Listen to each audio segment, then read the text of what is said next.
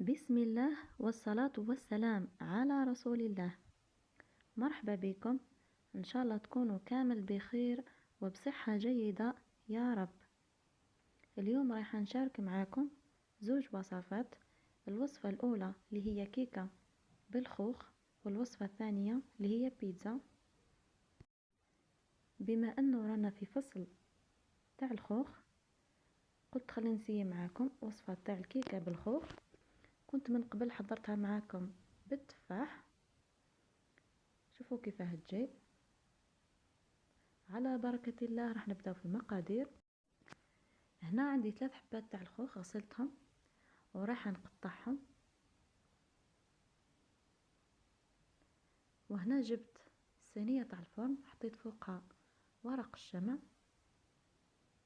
هنا نقطع الخوخ بالطريقة هذه ونحطه حتى نكمل كامل الحبات. بعد ما نكمل راح نروح نحضر الكراميل. في كاسرونة راح نحط كاس تاع سكر، وبعدها راح نحط 2 ملاعق كبار تاع الماء ونحطها على النار حتى تذوب.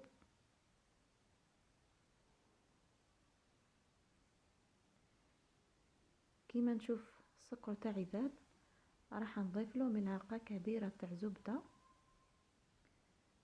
نحركه مليح، وبعدها نحطه فوق الطبقات تاع الخوخ. هنا راني نوزع في الكراميل على كامل المول، وبعدها راح نحطه بجيه ونروح نحضر معاكم الطبقات تاع الكيكة. نحتاج فيها 2 حبات بيض صغار، كيس تاع فاني، رشة تاع ملح،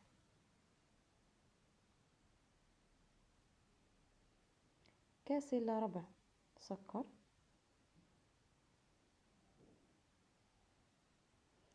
بعدها راح نضربهم بالخلاط الكهربائي. وهنا راح نضيف نص كاس تاع زيت، نكمل نخلط. بعدها راح نضيف نص كاس تاع حليب ونكمل نضرب. بعدها راح نكمل نضيف النواشف.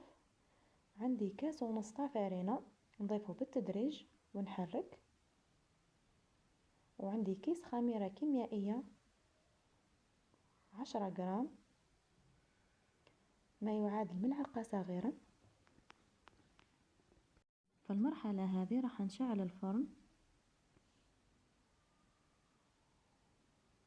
هنا بعد ما نكمل نخلط الفارينة، نحرك كامل الخليط، وبعدها راح نحطه في المول.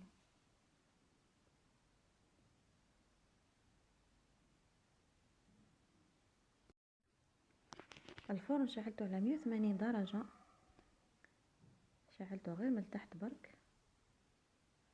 هنا راح ندخلها للفرن،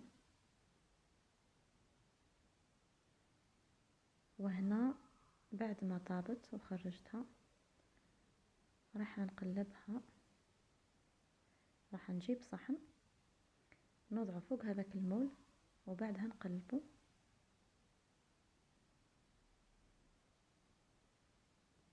هذه هي النتيجة.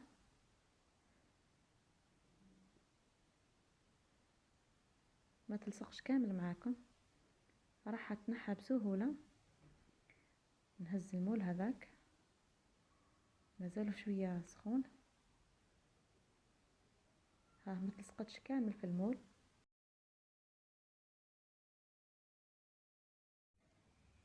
شوفوا كيفاه جا شكلها. ودركا راح نمروا الوصفة الثانية اللي هي البيتزا. الوصفة هذه كامل تحبوها،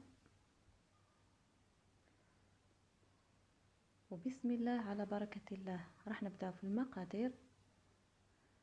أول حاجة عندنا 2 كيسان ماء دافئ، نحطهم هنا في إناء.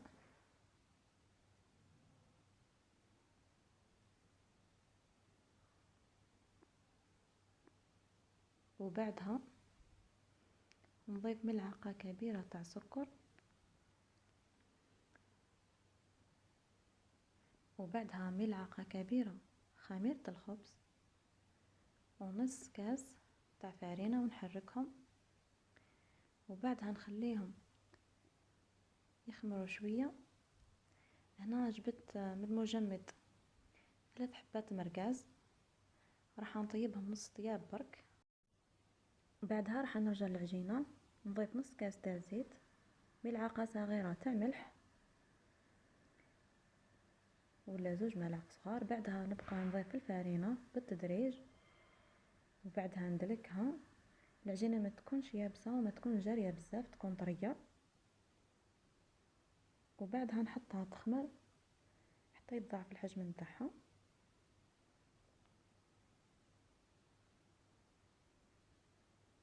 وهنا كنت خدمت الصلصة تاع البيتزا، فيها بصل وطماطم ثوم توابل، كنت حضرتها معكم من قبل. هنا راح نرحيها. وهنا شوفوا العجينة كيف خمرت، راح نهبط لها هذاك الخمور. وهنا كما تحبوا تقسموها 4 قطع، انا قسمتها 3. انا البيتزا نحبها شويه خشينه، قسمتها على 3، درت 3 خبزات. هنا ما نحلهاش بالحلال، حليتها غير بيدي برك. نحاولوا الجوانب نخليوهم ما نضغطوش عليهم.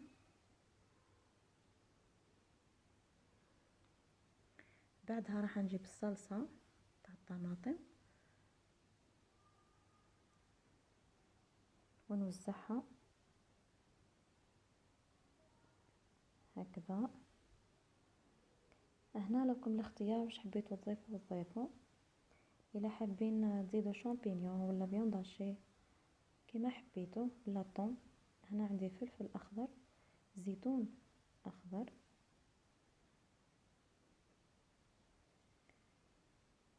جبن، فرماج رابي، النوع اللي متوفر عندكم. هنا جبت هذاك المرقاز. في المرحلة هذه كنت شعلت الفرن حوالي 200 درجة. هنا ضفت الجبن هذا شريحة، ضفتها هنا في الوسط. وهنا بعد ما خرجتها من الفرن شوفوا النتيجة رائعة. جربوا الوصفة اكيد راح تعجبكم. وكان هذا هو الفيديو تاع نهار اليوم، ان شاء الله يكون خفيف وظريف عليكم. وما بقى لي غير نقول لكم تبقاو على خير، ومع الف الف سلامة.